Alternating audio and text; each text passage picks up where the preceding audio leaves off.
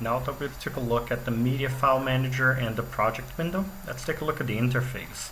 And that might sound a little bit unusual that we're looking at interface after looking at media file manager and the project window, but those are the first two windows that you're going to see in the project right off the bat, so it made more sense and it's going to be easier to show the interface if I have some media as well. So now we have some media in the project and we can just bring that into the TimeSpace and talk about it. So I'm just going to close this media file manager window.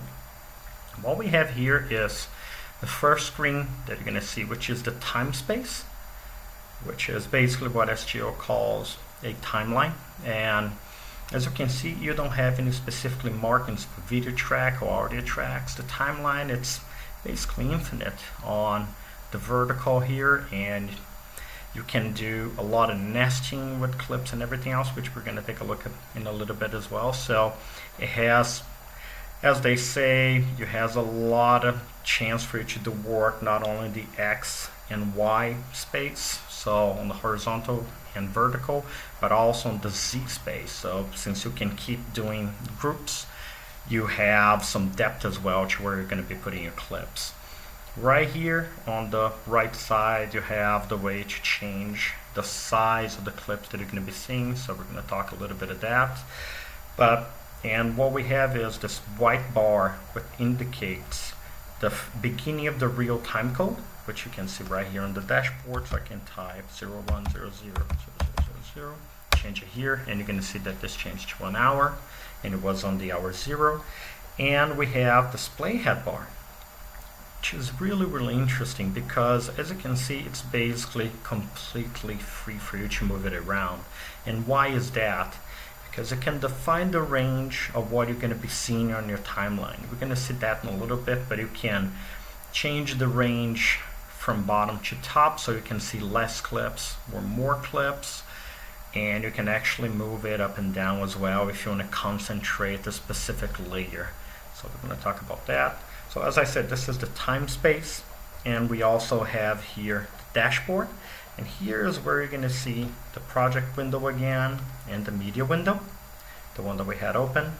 And we have a bunch of tabs related to edit tools, effects, we have curves, have audio, and we have an output window as well. And the other window, if you're only using one monitor, this is the first thing you're going to see, and for us to get to the next screen, we're going to have to load something here on the timeline. But if you have dual screens, you're already seeing on your right side the visual editor. So what I'm going to do is I'm just going to open the media window, get some media here. So I'm just going to get this window a little bit smaller for now.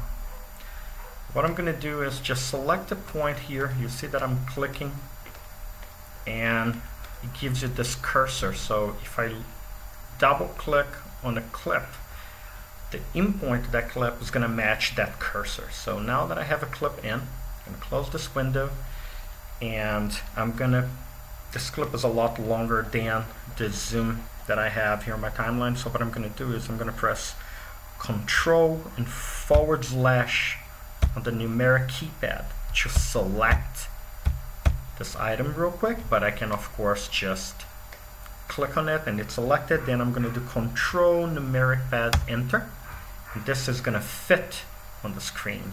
And if I double click here, we're going to see the visual editor, and here you have basically a way for you to work with not only the clips, but when we start adding nodes, this is where you're going to be seeing all the options for your nodes, and you're going to be able to see the result while you're doing your effects work.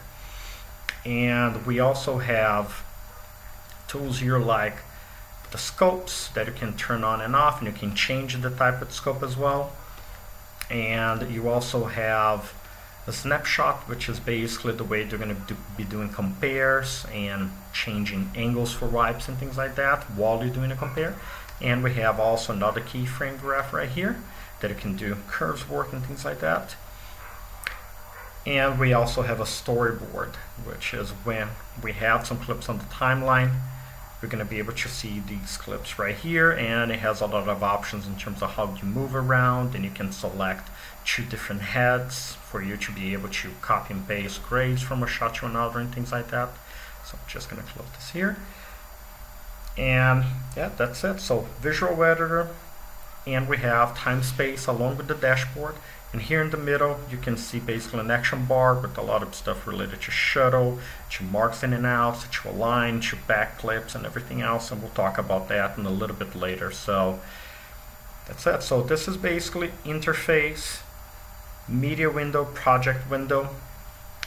And we're going to be talking about the initial work, and not only bringing clips, but taking a look at how to apply effects and things like that to the clips on your timeline in the next video.